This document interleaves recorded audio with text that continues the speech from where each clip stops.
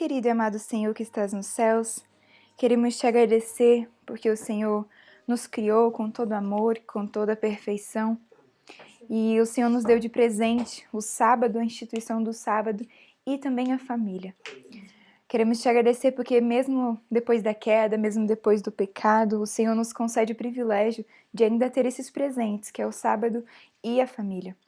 Mas queremos te pedir, Senhor, que nos dê sabedoria para como santificarmos tanto o sábado quanto a família, mas agora de forma especial. Queremos te entregar, Senhor, as famílias. Sabemos que as famílias estão precisando de uma restauração. Por isso clamamos, Senhor, que Teu Santo Espírito atue em cada coração aqui. Eu não sei a realidade das famílias aqui. Eu não sei de qual família cada um veio. O desejo que cada um tem de constituir ou de reformar a sua família. Mas eu te peço, Senhor, que o poder que vem do alto, a sabedoria que vem do alto, possa ser o suficiente para nos guiar nessa jornada. Sabemos que nós não vamos entender nem aprender tudo agora nessa tarde, mas queremos te pedir, Senhor, que continue nos dando o desejo de buscar a Tua vontade. Em nome de Jesus. Amém. Minha família, graças a Deus, é uma família de Deus, eu aprendi muito. Mas nas etapas das aulas dessa tarde, a etapa que eu mais encaixo é nessa, da escolha, porque as outras ainda não vivi. E você pode estar pensando assim, mas você é solteira, o que você vai falar? O que vai acrescentar em mim? Alguns aqui já são casados, né? Queria então reforçar algo que meu pai falou. Se você já passou pela etapa da escolha e agora já está casado, você pode aprender isso para ensinar as outras pessoas que não entendem. Então eu olho para trás e eu penso, como seria interessante alguém com sabedoria que falasse para minha mãe e explicasse sobre isso, sobre a questão da escolha, e assim por diante, outras jovens, outras pessoas que podem aprender. Então, se nós soubermos isso, podemos ajudar as outras pessoas que precisam de conselhos. Mas no meu caso, eu estou numa fase de aprendizado, né? Eu tenho 20 anos, acabei de completar, então... Mas já tem um tempo que eu tenho estudado e minha mãe, graças a Deus, tem sido iluminada por Deus para sempre me dar conselhos e tudo mais. Se alguém quer saber a resposta, não, nunca namorei na minha vida. ainda estou escolhendo. E sabe o que é interessante? Que muitas vezes minhas amigas ou e tal, elas namorando, coisas assim, e elas perguntam, por que você não namora, sou encalhada e tal? Você é muito exigente. Sempre me falaram que eu era menina muito exigente. Vocês já ouviram alguém que é muito tempo solteiro e a pessoa fala, é porque ela é muito exigente? Já ouviram? Geralmente isso é muito falado. E toda vez que eu vou pro Espírito de Profecia, às vezes aparece alguém, né, que eu possa ter interesse, eu vou pro Espírito de Profecia e eu descubro que eu não sou nada exigente, que tem que ter muito mais do que eu. Então, é um tema que eu tenho analisado, tenho orado e eu espero que nós juntos possamos aprender aqui nessa tarde. Então eu quero reforçar que se alguém tem algum comentário, alguma pergunta e alguma experiência que gostaria de compartilhar conosco, seria muito bom, tá bom? E uma pergunta, quem aqui já pensou em ser solteiro para sempre? Sério? Sério. Somos casadas. 1 Coríntios 7, verso 8 e 9, certo? Eu queria pedir a ajuda de alguém para ler, pode ser? Quem gostaria? 8 e 9, né? Isso. Eu digo, portanto, aos solteiros e às viúvas, que lhes é bom se permanecerem como eu. Mas, se não podem conter-se, casem-se, porque é melhor casar do que abrasar-se. Certo. Mas eu queria destacar esse, que fala assim, mas se você prefere não se abrasar, case-se. O que seria abrasar, né? Deus criou em nós algumas questões fisiológicas mesmo, emocionais, que num casamento Deus pode saciar um ao outro, né? Os desejos santificados, né? Porque, na verdade, lá em Hebreus, no capítulo 13, no versículo 8, fala que sagrado é o matrimônio. E o leito também deve ser sem mácula. E por quê? Porque Deus criou a relação sexual e tudo mais, e a família em si, né? Tá, mas tem muitas pessoas que colocam no casamento a solução para os seus problemas. Não é verdade? Muitos se casam porque querem um companheiro ou querem satisfazer os seus próprios desejos. E tem um texto no livro Lar Adventista que é muito interessante, que fala assim, ó. Muitos pensam que o casamento é a conquista da perfeita bem-aventurança. Mas se eles soubessem 1/4 dos pesares de homens e mulheres ligados pelos votos matrimoniais em cadeias que eles não podem e não ousam quebrar, e não se surpreenderiam que eu traçasse essas linhas. Ou seja, Ellen White é tão enfática sobre o perigo do casamento mal realizado ou um casamento que não seja de acordo com a vontade de Deus, que as pessoas que são solteiras, se elas soubessem 1/4 dos problemas que existem, elas não se assustariam. E olha o que continua dizendo. O casamento, na maioria dos casos, é um jugo muito aflitivo. Milhares há que se acham acasalados, porém não casados. Quando eu li esse texto, eu falei, não, acho que vou ficar solteira mesmo. Acho que eu vou ficar solteira. Mas é interessante que por mais que tenha essas alertas, é por isso que a Ellen White fala tanto de como fazer certinho. Porque as promessas são muito quantidades. E é esse gancho que eu queria dar. Eu, ao meu redor, já vi muitos casais que deram errado. Muitos casais. E às vezes olhamos a realidade de muitos casais e pensamos assim, deve ser impossível ter um casamento sacro. Mas, não para exaltar. Mas eu cresci num lar no qual um casal pode ser um exemplo para mim. Meu pai e minha mãe sempre foram um casal muito guiados por Deus. Então, eu olhava para esse casamento e eu, particularmente, admito que nunca pensei em querer ser solteira para sempre. Eu já quis. Eu quero, inclusive, ter uma família. Por isso que eu estudei tanto e desejei tanto aprender essas questões, para que se eu fosse ter que ter um casamento, que não fosse esse descrito aqui. Que fosse um casamento para a honra e glória de Deus. Amém. Né? E eu queria dar um gancho agora na questão de quando começar a pensar sobre isso.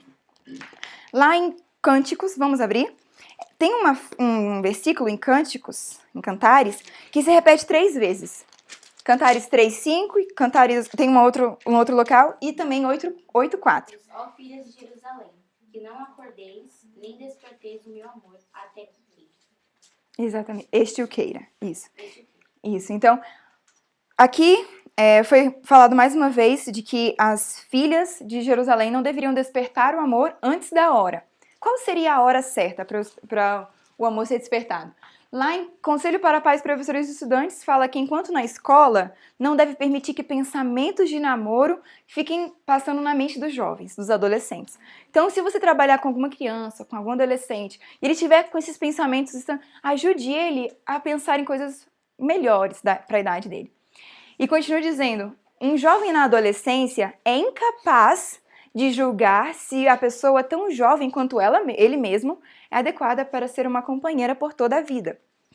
Depois de se tornarem maduros, veem-se presos um ao outro e talvez absolutamente despreparados para fazer feliz um ao outro. Então, é importante instruir assim os adolescentes. E aqui dá a data. Um jovem entre 10 e 20 anos é incapaz de julgar da habilidade de uma pessoa tão jovem quanto ele mesmo para ser sua companheira por toda a vida. Lara Adventista, na página 79. É porque se for ver em data, na verdade, com 21 anos o nosso córtex está um pouco melhor. Com 25, especialmente a mulher, está provado que o corpo da mulher, está mais preparado para ter relações sexuais e filhos a partir dos 25. E... os homens depois um pouco. Não sei, nunca vi pesquisa dos homens, mas das mulheres eu já vi isso. Certo, agora uma pergunta que eu já me fiz muitas vezes e muitos jovens fazem. Será que Deus tem um ideal para nós? Será que tem alguma escolha para nós? Sim. Vocês acham que sim? Vamos fazer aqui uma votação. Quantos acham que Deus tem uma escolha especial para nós? Levanta a mão. O casamento é alguma coisa que influenciará e afetará a vossa vida tanto no mundo aqui como no porvir. Um cristão sincero não levará os seus planos sem conhecer que Deus lhe aprove as intenções. Não quererá escolher por si mesmo, mas sentirá que Deus deve escolher. Então, se Deus pode escolher, Ele tem uma escolha ideal para nós, certo? O mais importante não é agradar a nós mesmos, pois Cristo não agradou a si mesmo. Não quero que entendam que eu estou querendo dizer que alguém tem que se casar com uma outra pessoa que não ame. Aqui ela fala que isso é pecado. Porém, a fantasia e a natureza emocional não deve ter a permissão de arrastar alguém para a ruína. Então, na verdade, você casar com alguém, a gente vai estudar aqui à tarde, requisitos de que a gente deve escolher na pessoa, no cônjuge que gostaríamos. Só que, muitas vezes, as pessoas falam assim, mas eu não sinto atração, não sinto química, que não sei o quê, sabe essas coisas, já ouviram? Só que aqui fala que é muito mais fácil cairmos na ruína se for pelo sentimentalismo do que formos pela racionalidade. Se nós formos pela racionalidade, pelo que Deus orientou, vai ser muito mais fácil acertar do que se for guiado pelo sentimentalismo. Agora, eu vou abrir aqui então o coração a vocês e vou dizer uma coisa pra vocês. Quando eu era adolescente, eu passei, como todos os outros adolescentes, essa fase de ficar pensando no cônjuge e tudo mais. E quando eu tinha 15 anos, mais ou menos na época que eu comecei a conhecer sobre verdadeira educação e tudo mais, comecei a me envolver na obra médico-missionária, eu decidi não mais envolver o meu coração, eu decidi guardar meu coração para Cristo, sabe? E aí e muita gente me falou assim, ó, faz uma lista do que você gostaria de ver na pessoa que você vai encontrar. E tem gente que fala assim, tem que ser alto, tem que ser não sei o quê, descrições físicas, né? Ou tem que ser divertido, ou não, tem que ser mais caladinho, coisas assim. E aí eu falei, será que é assim que eu devo pensar? E eu comecei a estudar, na época eu estudei o Fundamentos do Lar Cristão. E eu fiz uma lista de todos os requisitos que eu queria, que estava ali escrito, para encontrar num homem que eu gostaria de casar. E eu, por curiosidade, quis ver o da mulher também. Quando eu fui ver o da mulher, eu falei, eu não tenho direito de escolher não, tô longe, tô bem longe, entendeu? Ela fez a lista dos requisitos que ela precisava de encontrar e que ela precisava de alcançar dela mesma. É. Exatamente. Tá lutando ainda, tá dizendo. Tô. Se ela completar o dela, completa o outro. Exatamente. Então, por isso que nós vamos colocar aqui alguns requisitos que o Espírito de Profecia coloca, tá bom? Eu não espero aqui dar a minha opinião, eu espero ver o que tá escrito. Se vocês questionarem, perdão, gente, tá escrito, entendeu? Mas também não vou conseguir falar tudo, porque tem muita coisa. Mas olha o que tá interessante no Lar Adventista, na página 45. Pesai cada sentimento e observai todo o desenvolvimento do caráter naquele a quem pensais ligar o destino da vossa vida. O que será que significa pesar cada sentimento? O que será que é? Atitudes, eu acho. Atitudes também. Mas a demonstração, né, daquela pessoa por você, às vezes a pessoa demonstra, a gente vai estudar um pouco mais sobre isso, né, na parte da minha mãe.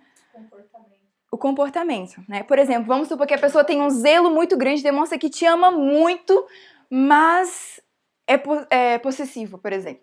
Será que esse foi um sentimento vindo de Deus? É. Entendeu? Será que... Isso aqui é muito importante a gente pensar na questão da lei da vida. Me disseram que a doutora Leni está conversando com vocês um pouco sobre isso, né? Sobre a lei da vida. Inclusive, faço uma propaganda, quem quiser, no canal do Lifestyle Center Serra do Cipó, tem lá os vídeos do Dr. Mark Sandoval, quem quiser aprofundar também. Mas nesse âmbito da lei da vida, qual que é o princípio da lei da vida? É dar. Dar. Exatamente. Então, se eu entro numa paixão por alguém, querendo receber, querendo que ela me satisfaça, será que eu estou com os sentimentos corretos também? Isso também entra, né? O passo que estáis prestes a dar é um dos mais importantes da vossa vida e não deve ser dado precipitadamente. Se bem que ameis, não ameis cegamente. E esse aqui é um texto que com certeza você já ouviu. Se você tem costume de orar 2 vezes, se pensa em casar, ore 4 vezes. Isso é muito importante.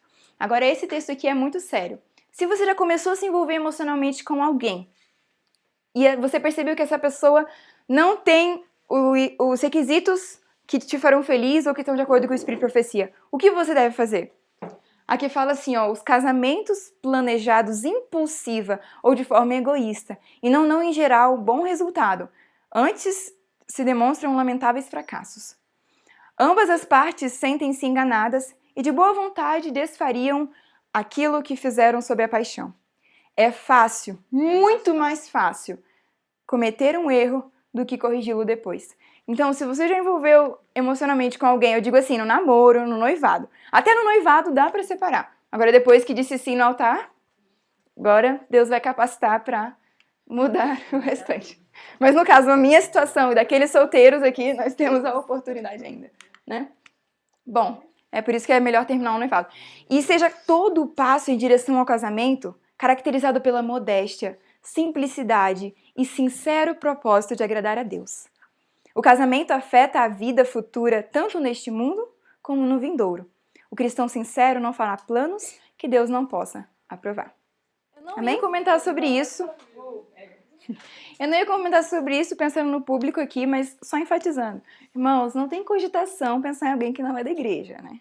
Nem ia entrar, mas já que a gente viu bem claramente, namoro evangelístico, 99%, 99,9999% não dá certo. E é 100% desaprovado por Deus. Exatamente.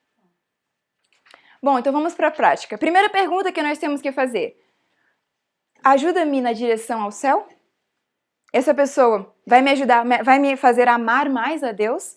Ampliará a minha esfera de utilidade? Isso é importante. Por que nós temos que pensar em casar? Por pensar que casado você pode ser mais útil na obra. Você pode, por exemplo, ter alguma liberdade de fazer algumas atividades que como solteiro não dá. Ou, por exemplo, Deus pode ampliar a sua utilidade com os dons e os talentos que a outra pessoa tem que você não tem, que completam. Enfim, tem que pensar nessas questões da utilidade, né? Agora, se aquela pessoa tem alguma característica que vai te inutilizar na obra, não tem nem como cogitar, né? Caso essas reflexões se mostrem positivos, não se mostrem motivos de recuso, então ide avante no temor do Senhor. Então, se essas perguntas, elas são bem... a resposta é positiva, pode seguir. A escolha do companheiro para a vida deve ser feita para assegurar tanto aos pais quanto aos filhos saúde física, emocional, mental e espiritual, de sorte que habilite os pais e os filhos a serem uma bênção aos semelhantes e uma honra ao Criador. Exato. Então agora homens, peguem a caneta, porque vamos ver. Qual que é a primeira coisa que o homem tem que ver na mulher? Ela tem que estar habilitada a assegurar devida parte nos encargos da vida. Que a gente já viu ali, que a Nádia já comentou. Todos os encargos da vida, tanto na questão de administrar o lar, quanto os deveres domésticos, quanto às vezes até uma necessidade, uma urgência, se ela pode ajudar financeiramente a se virar, né? Coisas assim. E segunda coisa, que enobreça e refine. A influência dela te enobrece, te refina. E a terceira coisa, te faz feliz com o seu amor? Certo? Próximas perguntas. Eis algumas coisas que devem ser consideradas. Trará aquela a quem vocês desejam felicidade para o vosso lar? É econômica? Ou há de gastar, quando casada, gastar tudo que ela conseguir e tudo que você conseguir também, tudo que existe na casa para satisfazer a própria vaidade, o amor à aparência? São os seus princípios corretos nesse sentido? Possui ela agora coisa alguma para que ela possa se depender? Ou seja, aqui vai o que minha mãe falou. Uma mulher solteira deveria tentar de alguma forma algo que a sustentasse, alguma habilidade, especialmente manual, que ela possa, por exemplo, fazer um bom pão, ou trabalhar na agricultura, né, Pri? Ou na comportagem, né? Tudo, exatamente. Sei que no espírito de um homem absorvido pelo amor e pensamentos de casamento, essas perguntas são varridas facilmente, para longe, como de nenhuma importância. Estas coisas, no entanto, devem ser devidamente consideradas, porquanto tem que ver com a vossa vida futura. Em vossa escolha, estudai o caráter da possível esposa. Estudar mesmo, como se fosse um curso, estudar ela. Ela é paciente? Ela é laboriosa? Ou ela come pão da preguiça? Ou deixará ela de cuidar de vossa mãe e vosso pai, justamente no tempo em que eles necessitam de um filho forte, em que se apoiarem? Isso aqui é interessante, eu não vou ler tudo, mas comentar. É importante a nora ter uma boa relação com o sogro e a sogra. Por quê? É mais importante que o sogro e a sogra ganhem uma filha do que percam um filho, entende? Então, uma filha nova, a nora tem que ser uma nova filha, alguém que vai ajudá-lo a amar mais a mãe. Uma coisa que é cuidar. Quando eles forem velhos. Exato. Exatamente. Então, quando eles ficarem velhos, o pai e a mãe, ela tem que estimular ele a querer cuidar dos pais. Porque senão ela vai estar roubando daqueles que lhes são direito. Porque aquele homem, ele deveria honrar o pai e a mãe. Se a esposa está tirando isso dele, ela está contribuindo para aquele peque. E além desses requisitos que eu dei aqui, tem aqueles do Provérbios 31, né? Agora vamos para a parte da mulher. Mulheres, peguem suas canetas. Vamos lá. Primeira coisa, antes da mulher escolher, ela tem que primeiro entregar-se a Cristo. Antes de entregar para um homem. E não se envolva com nenhum relacionamento que entre em conflito com isso. Os que encontram verdadeira felicidade devem ter a bênção do céu sobre tudo que possuem e fazem. Tem uma frase que eu aprendi quando eu era pequena e, graças a Deus, me manteve sempre, que fala assim, ó, a mulher tem que estar tão escondida em Cristo que para que o homem consiga ela, tem que ir até Cristo. Porque, na verdade, a relação abençoada por Deus é um triângulo amoroso. Quanto mais próximo nós estamos de Cristo, mais podemos estar próximos do nosso cônjuge. Então, agora, alguma coisa pra comentar aqui? Não? Ah, tá. Então, de forma prática, antes de dar a mão em casamento, deveria toda mulher indagar se aquele a quem está prestes a unir o seu destino, se ele é digno. Qual que é o passado dele? Se a vida dele é pura. Acho que achar um bom companheiro, seja o homem achar a mulher ou a mulher achar homem, é assim achar uma pérola mesmo, né? 4 vezes. Aliás, é o dobro do que faz, né? Se for macho, já hora 4, ótimo, hora 8. Isso. Hora 8. Não. Exatamente. Tem que ver também se a vida dela é pura, como já foi falado, né? E o amor que exprime é de caráter nobre ou se é apenas um sentimentalismo ou uma inclinação emotiva. Isso é importante analisar, porque, pelo menos muitos já disseram, que o meu pai sempre me falou isso, ó, Nayara, você tem que dar o limite, porque o homem, quando ele tá apaixonado, ele às vezes fica muito emotivo e é muito fácil uma mulher engabelar um homem. A gente pode ver, por exemplo, Dalila e Sansão, né? Então, é importante analisar se o sentimento que ele tem por nós, né, se é um caráter nobre, elevado, ou se é simplesmente uma inclinação emotiva que, quando acabar a beleza, quando acabar, vai acabar o amor também. Acabar tudo vai lá. Exatamente. Os traços de caráter que a tornarão feliz, poderá ela encontrar verdadeira paz e alegria na afeição dele? Ser-lhe-á permitido a ela conservar sua individualidade ou trará de submeter o seu juízo e a consciência do domínio do marido? Porque a gente viu a questão no machismo e feminismo, né? Deus não é machista nem feminista. Eu gosto de uma frase que alguns estão falando há um tempo atrás do patriarcalismo. Já ouviram? Patriarcalismo? O que é o patriarcalismo? É o plano de Deus na família patriarcal. Vamos a um exemplo aqui de família patriarcal. Abraão e Sara. Sara tinha suas funções, Abraão tinha suas funções. E Sara era submissa ao marido, como está lá, apóstolo Paulo fala. Só que ela tinha a sua que a gente chama de individualidade. O que é individualidade? O que vocês acham que é individualidade? Ter a consciência com Deus, né? Você poder fazer suas escolhas, acho que é aquilo que você considera que é o certo. Exatamente. Não submeter sua consciência da pessoa. Exatamente, porque hoje em dia, muita gente fala assim, a individualidade é a minha personalidade. Ah, eu não posso deixar com que a outra submeta a minha personalidade. Sim, a personalidade Deus deu. Mas a palavra individualidade, no livro Educação, fala que é o poder de pensar e agir. Justamente a consciência. Se, por exemplo, acontece alguma circunstância que o marido quer influenciar a esposa a fazer um pecado, por exemplo, ela tem que ter a consciência de que aquilo ali ela tem o direito de pensar e agir. E de não submeter aquilo ali, né? Como discípula de Cristo, ela não pertence a si mesma. Foi criada por preço. Comprada por preço, isso. Pode honrar as reivindicações do Salvador como supremas? Serão conservados puros e santos o corpo e a alma, os pensamentos e os propósitos? Que a mulher... então, eu não vou ler esse aqui todo não, por causa do nosso tempo, também é muita coisa, mas no livro Fundamentos da Educação Cristã, na página 105, enfatiza o fato de que ela tem que observar a relação que ele tem com a mãe. Se ele é atencioso com a mãe, se ele reconhece as obrigações que ele tem para com ela, como que é o caráter dela também, porque o caráter dela influencia o caráter dele. Sim. Importante, por exemplo, imagina essa situação, imagina essa cena. O rapaz está querendo dar atenção para a moça, e estão ali numa conversa agradável, mas a mãe está precisando muito de ajuda. Por exemplo, aconteceu alguma coisa na cozinha, vamos supor, o gás acabou. E ela tá, filho, vem cá me ajudar, vem cá me ajudar. Ele, não, peraí, mãe, que eu tô ocupada, peraí. E prefere estar numa conversa que não é, às vezes, assim, urgente, enquanto a mãe tá ali precisando. Isso aí já é uma... Pode observar qual que é a atitude dele com relação à mãe, porque assim ele vai tratar você também. Se ele chega, digamos que ele come, nossa, essa mãe não sai do meu pé, sabe? Eu não quero, mesmo resolve lá. A mulher diz, acho que bonitinho, ele gosta de ficar comigo. Prefere ficar comigo do que com a mãe dele. Vai quebrar, cara. Também vai ser pra isso. Exatamente. E é por isso que pensa, passada a novidade do casamento, Continuará a me amar? Né? Será paciente com os meus erros? Ou vai ser crítico, despótico e ditatorial?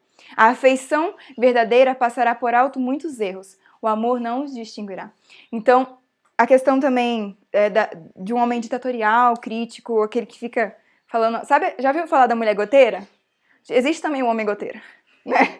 Existe também. Então, é importante observar isso. Certo? Então, esse aqui foram alguns requisitos, algumas perguntas que nós pudemos fazer, tá bom? E eu só queria, antes de terminar, para passar a parte para minha mãe, comentar sobre uma questão de que, daqui a pouco ela vai falar sobre isso, que Deus acha de crime extremo começar a ter uma amizade, um relacionamento, um casal escondido dos pais. Isso é uma atitude muito séria e Deus não se agrada com isso. Por quê? Inclusive tem um texto, acho que a gente esqueceu de pôr esse. É um texto que fala assim, ó.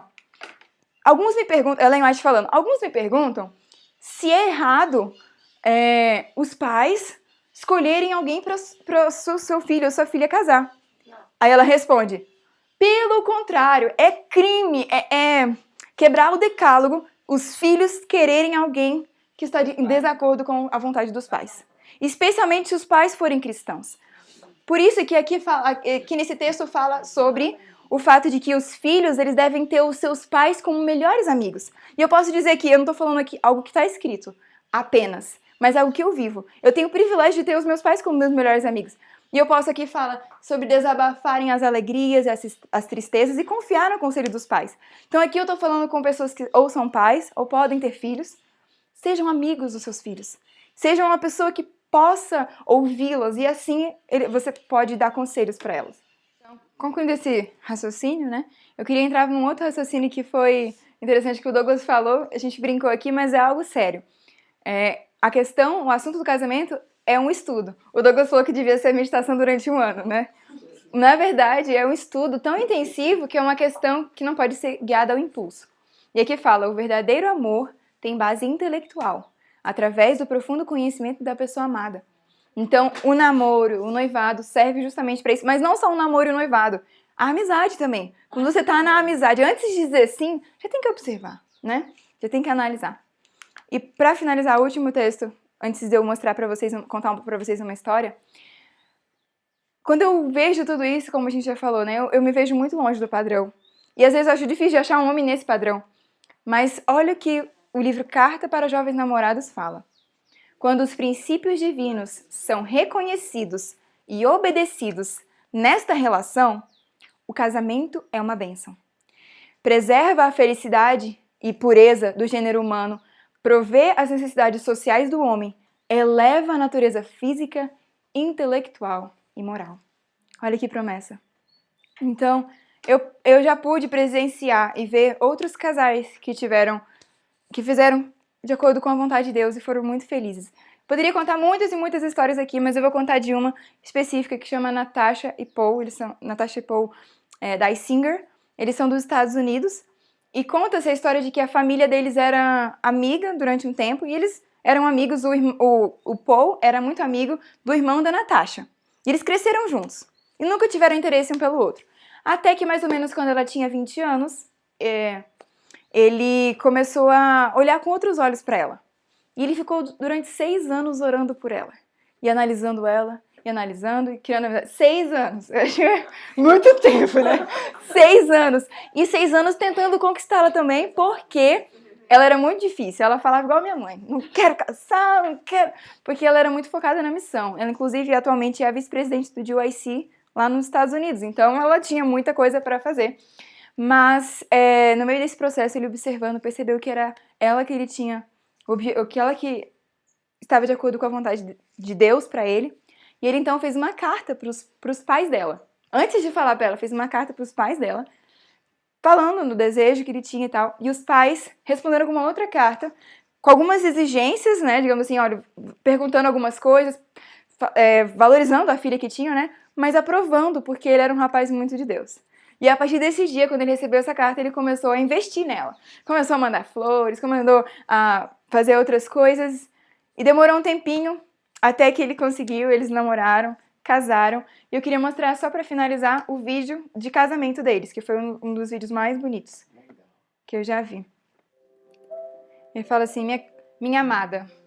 My beloved one, it's a little overwhelming to think that this special day is finally Pra mim é muito emocionante ter chegado nesse dia. Já viu? Você já viu esse vídeo? O Nick traduziu aquela vez. These moments have slipped by, and our hearts have been bound together in a bond of indomitable love. É muito bonito ver que ao longo do tempo nossas afeições, nossos corações foram se unindo. You're my best friend and my E agora, aí ela falando, né? Agora você é meu melhor amigo.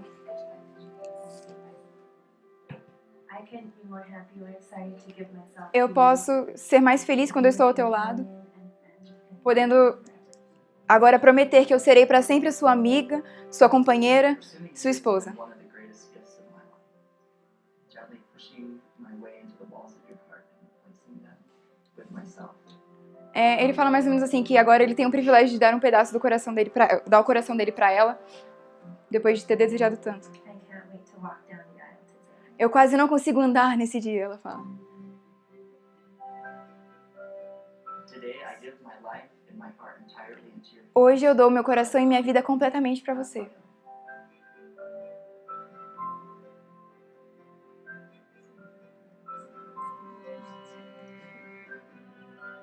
I want to be everything it is possible for a girl to be to a great man. Essa frase eu não consegui.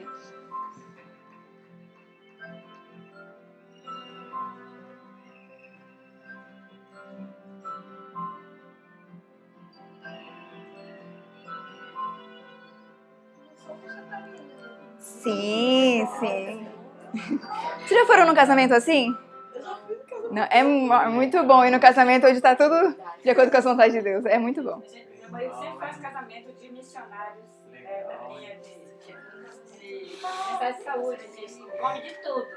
Tem nem medo de comer. Que maravilha. Eu amo desse Aí é bom. Oh, bênção. Meu Deus, que coisa. Arise, my love, my beautiful one, and come away with me. Ele faz uma referência aqui em Apocalipse quando fala assim: levante-se a minha esposa, minha noiva, e ajunte-se a mim. Ele termina com esse texto. Muito bonito. E esse aqui é um dos exemplos, gente, tem muitos e muitos mesmo, que a gente pode entender que aquele texto que nós lemos, né, de que quando nós permitimos que os princípios de Deus são reconhecidos e obedecidos, nós podemos ter as bênçãos que Deus quer nos conceder através do plano dele.